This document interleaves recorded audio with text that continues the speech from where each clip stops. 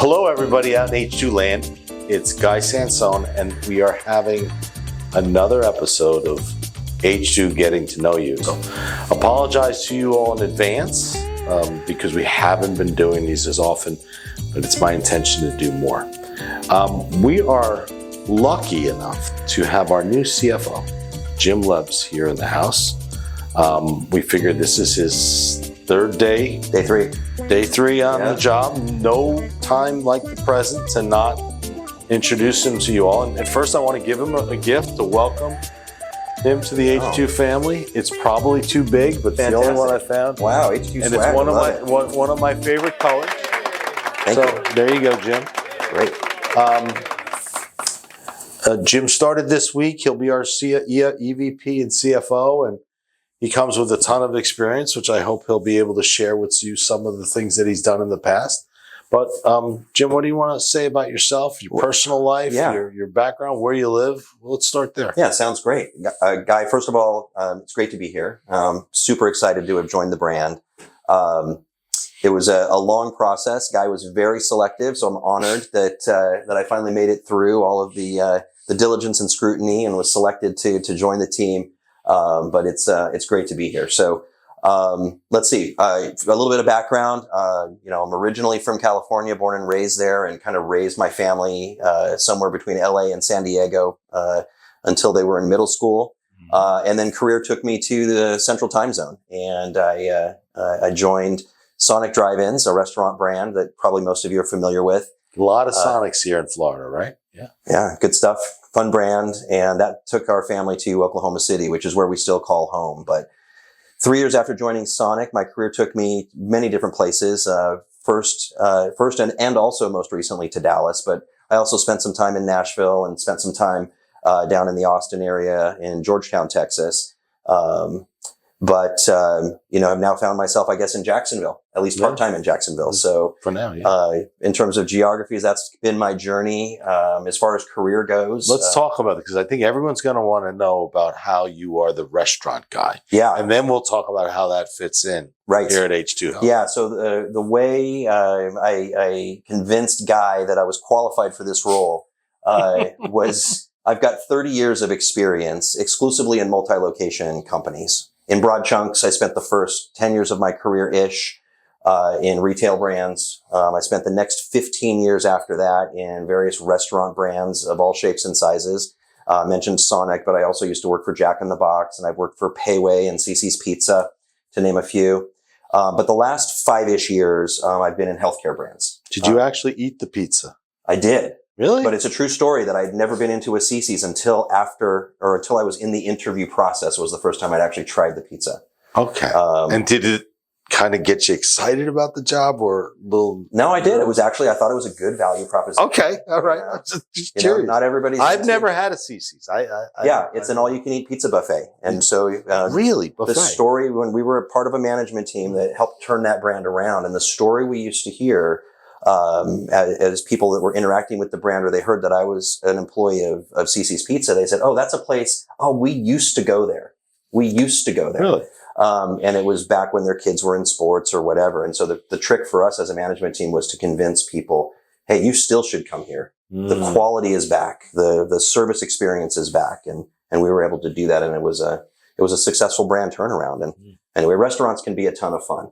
But now I've found my way to the promised land, which is healthcare. You have come to where everything comes full circle. There you go. Come to 22% of GDP, the biggest piece and impactor of our economy. Yeah.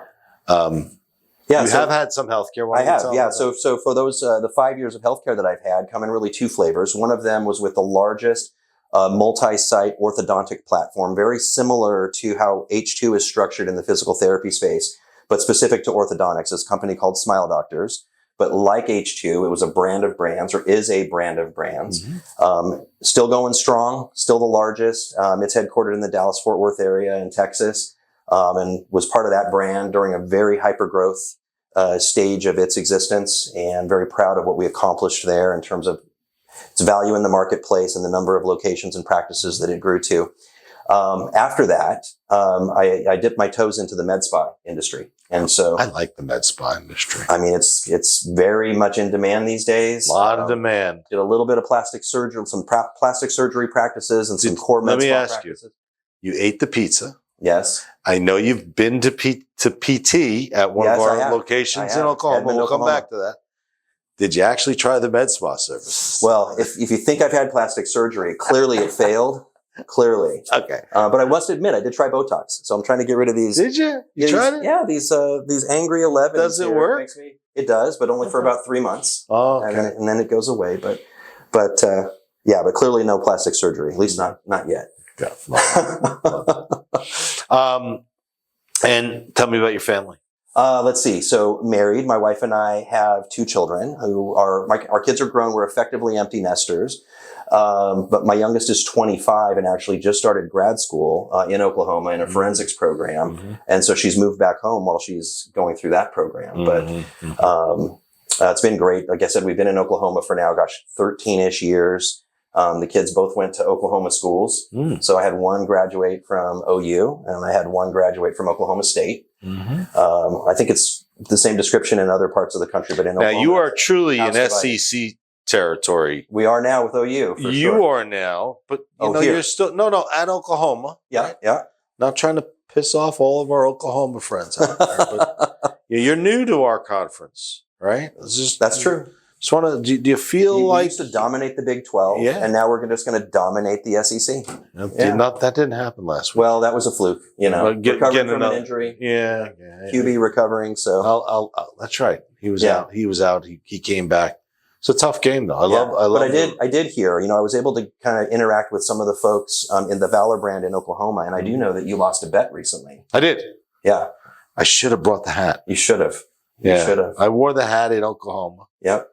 You wore it proudly. Wore it proudly. You saw me wear it. I did. So we do have fun here at H2. We have a series of values, of core beliefs. I know you've seen them. Yep. Any initial commentary or thoughts about? I think the number 1 and number 9 in particular. The obvious answer to that leading question is around the no BS value, which frankly is refreshing to be part of a company who puts that front and center. That's something that we want to embrace. That there is no BS, and for me, putting that in sort of different terms and consistent with some other brands that I've been part of, the idea is really just being authentic. Right, and real, and not trying to sort of navigate some sort of political ulterior motives or agenda. And so, to me, that's what no BS is. And super excited that that's something that we embrace here and is memorialized in our values. What I learned over my 30 plus years, and particularly 22 years at Alvarez and Marsal, and my old partner, boss Brian Marsal used to say this, is that nothing stunts the growth of a company more than having a political environment that is caught up with BS. It's 100% true. He used to say that as we were growing, and I always believed him.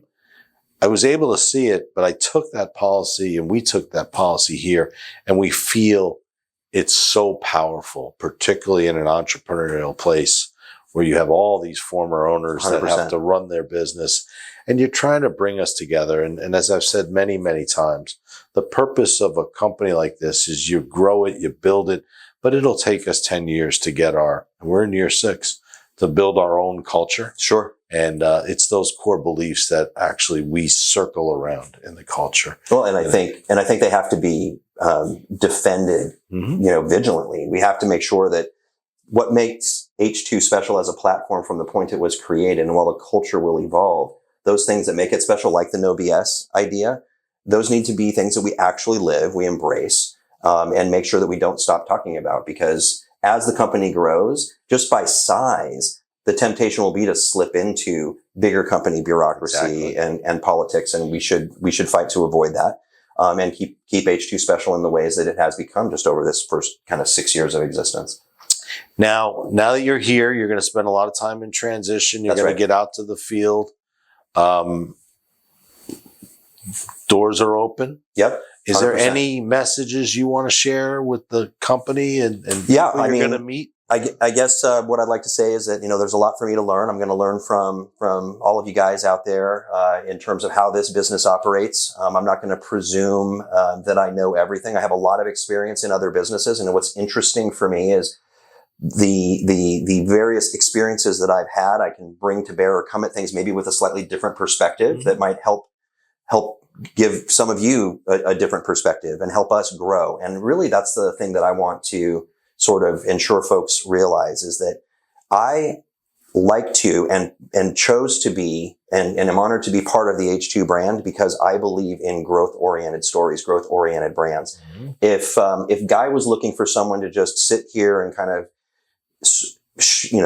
steward the ship here and just stay the same and not necessarily grow, I would have not been interested. Yeah. I'm excited about the growth potential of this business. I'm excited about, frankly, in the short amount of time the company's existed, how many good things are already in place. I've already seen a few things where, hey, maybe we should work towards improving this or that. Mm-hmm. But the reality is there's a relatively strong foundation laid, and I've been able to sort of see that here just in the first few days and the folks that I've interacted with. And I'm really bullish on the future of what this brand can become. And I'll close by saying one of the things I really liked when I met Jim is the way he thinks. You'll hear me, many people have heard me say this time and time again. We live in a society of groupthink. We live in a society of everyone tries to push everyone to think the same way. And as we get into AI and machine learning, and we are in it, that's just going to happen more and more and more. And what I've learned over my career is if you run where everyone's running, that's the safe way, but that's not necessarily the correct way and the right way. And what I could tell from Jim is Jim's going to think. And he's going to think hard and going to challenge things that we've done in the past and not be afraid to take us in new directions that will make us a bigger and better company over time. Yep. So that's what I'm excited about. Yeah. Thanks. Well, that's it. Appreciate it. Jim, welcome aboard, buddy. Great to be here. We'll see you. Thank you.